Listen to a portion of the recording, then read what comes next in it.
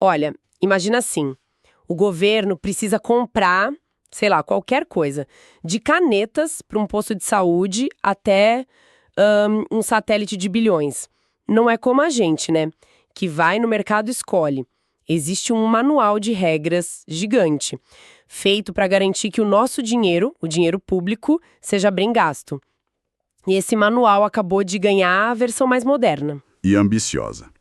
Hoje, a gente vai mergulhar na Lei 14.133, a nova lei de licitações do Brasil, que, assim, rege uma montanha de dinheiro. Nossa missão aqui é decodificar o que realmente importa, sabe? Tanto para quem quer vender para o governo, quanto para a gente que fiscaliza essa conta. Ok? Vamos desvendar isso. E é importante a gente ter essa dimensão. Logo de cara, a lei já define, assim, as regras do jogo para todo o setor público. União, todos os estados, todos os municípios. E não é só o pessoal da prefeitura, dos ministérios, não. Pega também o legislativo, o judiciário, quando eles precisam comprar alguma coisa. É uma lei que tenta colocar ordem num universo gigantesco, sabe? A única exceção grande mesmo são as estatais, tipo a Petrobras, que tem uma regra própria. Mas até elas acabam esbarrando nessa lei, principalmente na parte criminal. Toda grande lei tem uma espécie de DNA, né? Uma bússola moral que guia tudo. E a dessa lei parece bem extensa. Lendo os princípios, a gente vê o de sempre: legalidade, impessoalidade, publicidade, mas dois me saltaram aos olhos: planejamento e desenvolvimento nacional sustentável. Falar em planejamento como princípio fundamental soa quase como uma bronca, né? Uma ordem para o gestor. Exatamente isso, é uma bronca, e uma bronca assim muito necessária, né? Esse princípio do planejamento ataca uma ferida antiga da nossa administração pública, a tal da obra de véspera de eleição, sabe? Aquele asfalto que aparece do nada, sem estudo de impacto, sem ver se a drenagem aguenta. E um ano depois já está todo esburacado. Exato, a lei quer acabar com essa cultura do improviso. Antes de sequer pensar em publicar um edital, o gestor agora ele é obrigado a deixar um rastro de papel. Ele precisa fazer um estudo técnico preliminar, um documento que força ele a provar que aquilo não foi uma ideia de última hora, mas uma necessidade real. Entendi. Quer dizer que a desculpa do não sabia ou decidi de repente perdeu um pouco a força. E sobre o desenvolvimento sustentável, isso é mais do que só comprar papel reciclado, imagino? Há muito mais. A lei força o governo a pensar a longo prazo. Não é só comprar, por exemplo, o ar-condicionado mais barato. É comprar o que gasta menos energia, o que tem a manutenção mais barata e cujo descarte, lá na frente, vai ser menos prejudicial para o meio ambiente. É o que a gente chama de custo do ciclo de vida. A compra pode até sair um pouco mais cara na hora, mas a economia a longo prazo compensa. Compensa. E muito. É uma mudança de mentalidade, sabe? Sair do imediatismo e ir para a sustentabilidade. E para garantir que todo mundo, do gestor lá no Acre ao empresário aqui no Sul, entenda as coisas da mesma forma, a lei funciona quase como um dicionário, né? Tem dezenas de definições. Exato. E isso é crucial para fechar as brechas, evitar as interpretações criativas. E tem duas definições ali que são a chave para destravar todo o resto. Primeiro, a lei separa o que são bens e serviços comuns do que são especiais. Comum é algo fácil de descrever. Quero 1000 canetas azuis, um serviço de limpeza. Sim. Já o especial é complexo. Um software sob medida para um hospital, por exemplo. Essa diferença é que vai definir qual ferramenta o governo vai usar. Entendi. É tipo separar o que se compra na prateleira do que se encomenda para um artesão. E a outra definição importante? É a de obras, serviços e fornecimentos de grande vulto. A lei crava o valor. Acima de 200 milhões de reais. Nossa! Quando uma contratação chega nesse patamar, um monte de alarme soa e regras mais duras são ativadas. A mais importante é a empresa vencedora ser obrigada a ter um programa de integridade, um compliance bem robusto. Para evitar desvios, claro. É uma resposta direta aos grandes escândalos de corrupção que a gente viu. Uma tentativa de garantir que a empresa se fiscalize por dentro. Agora sim é que a coisa fica interessante. Se a lei tem esse dicionário, ela também tem uma caixa de ferramentas que são as modalidades de licitação. São 5 e cada uma serve para uma coisa, certo? Perfeito. A mais famosa, o pão com manteiga das compras públicas, é o pregão. Ele é obrigatório para aqueles bens e serviços comuns que a gente falou. Basicamente é um leilão ao contrário. A administração diz preciso de 1.000 computadores e as empresas disputam para ver quem oferece o menor preço. Ah, o pregão é o que a gente vê na prática no portal de compras do governo, né? Aquela tela com as empresas dando lance a lance, quase uma bolsa de valores em tempo real. Exatamente essa imagem. Uma briga por centavos. Pura adrenalina. Já para as coisas complexas, os serviços especiais, aí a ferramenta é a concorrência. E aqui o jogo é outro. O menor preço pode não ser o mais importante. Aham. O governo pode querer a melhor técnica, ou uma combinação de técnica e preço. Afinal, para construir uma ponte, você não quer só o engenheiro mais barato, né? Que é o melhor. Faz todo sentido. E tem o leilão, que é o mais intuitivo de todos, imagino. Sim, o leilão é o inverso. É quando a administração quer vender, não comprar. Serve para se livrar de carros velhos da frota, um terreno que não vai ser usado. Quem der o maior lance, leva. Mas a grande estrela dessa caixa de ferramentas, a novidade que todo mundo está tentando entender, é o tal do diálogo competitivo. Peraí, diálogo competitivo? O nome soa, sei lá, quase utópico. É um nome interessante. O governo sentando para dialogar com empresas para criar uma solução do zero. Como que isso funciona sem virar um caos? É uma ótima pergunta. E o risco existe. Essa é uma ferramenta de altíssima complexidade. Ela foi pensada para problemas que nem o próprio governo sabe a solução. Imagina que uma cidade quer criar um sistema de mobilidade urbana inteligente para a próxima década.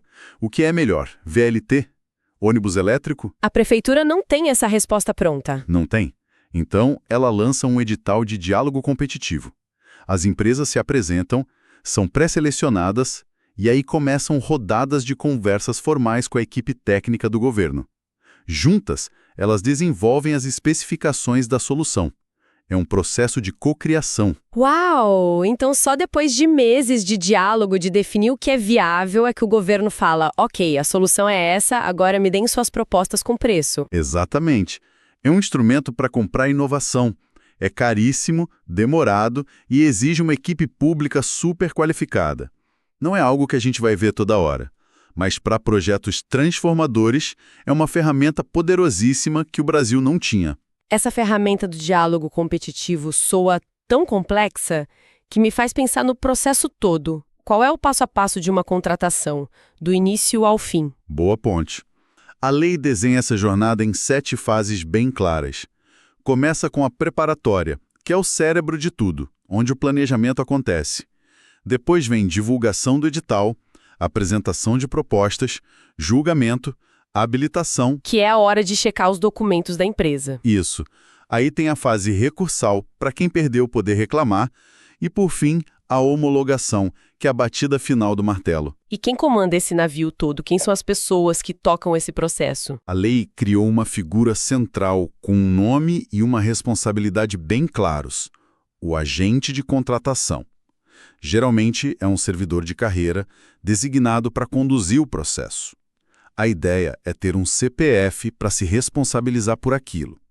Mas, para evitar que essa pessoa tenha poder demais, a lei também reforça o princípio da segregação de funções. Que, em bom português, quer dizer que quem compra não pode ser o mesmo que paga, nem o mesmo que fiscaliza o recebimento do produto. Exatamente. É uma barreira de proteção. A ideia é que para haver uma fraude precise de um conluio entre várias pessoas em vários setores, o que torna tudo mais difícil.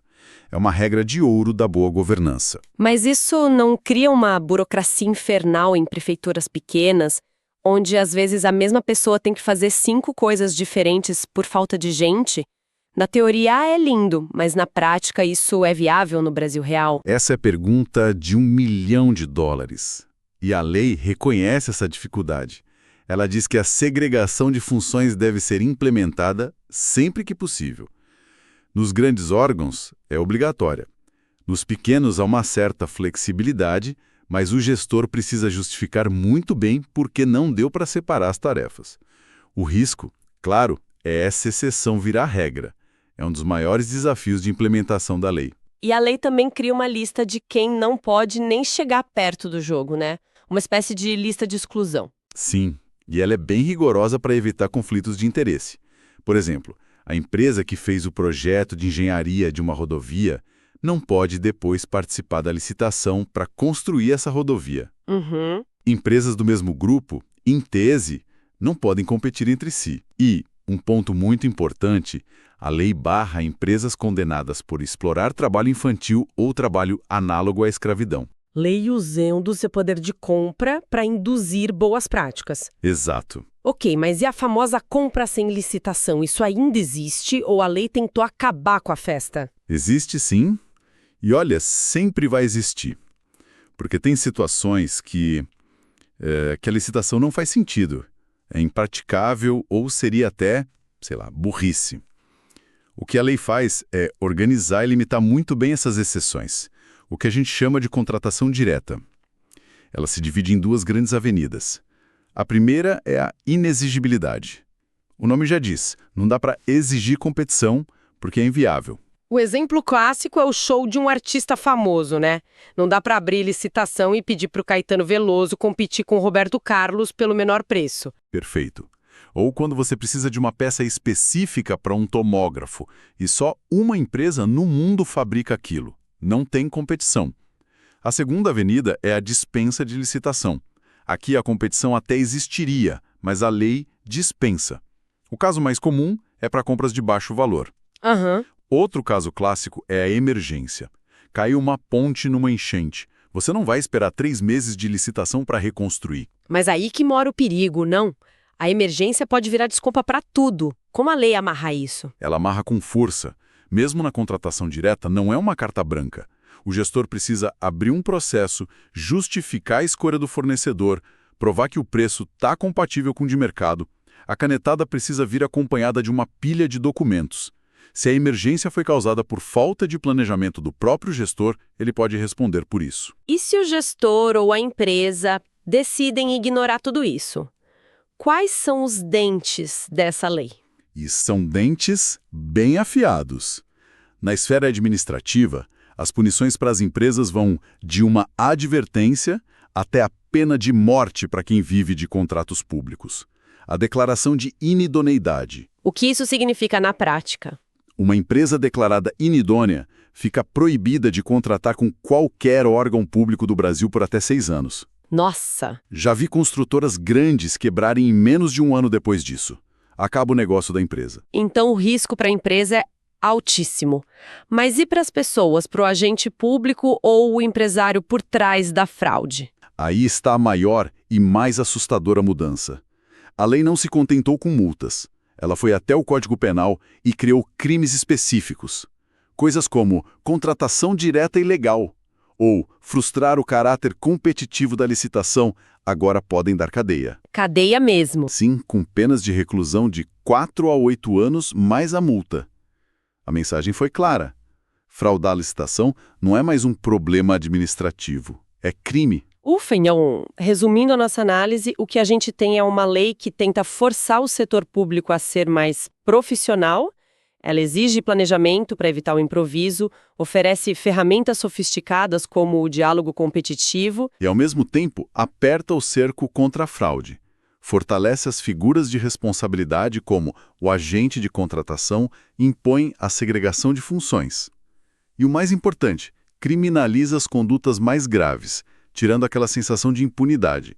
E ainda por cima tenta usar o poder de compra do Estado para promover pautas como a sustentabilidade e o combate ao trabalho escravo. No papel, parece um avanço inegável. É uma legislação moderna, alinhada com o que há de melhor no mundo. Exatamente. No papel, é quase perfeita. O sucesso ou fracasso de uma lei tão complexa não está no texto, que é muito bom. Está na capacidade do Estado brasileiro, com toda a sua diversidade e desigualdade, de tirar essas ideias do papel e transformar em prática. A teoria é excelente. O desafio agora é o mundo real. E isso nos deixa com a reflexão final. Com milhares de municípios e órgãos públicos, alguns com equipes super qualificadas e outros com carências enormes, como garantir que o espírito desta lei de eficiência e integridade seja aplicado de forma justa e uniforme em todo o Brasil? Ter uma regra tão sofisticada é o suficiente para transformar uma cultura administrativa construída ao longo de décadas?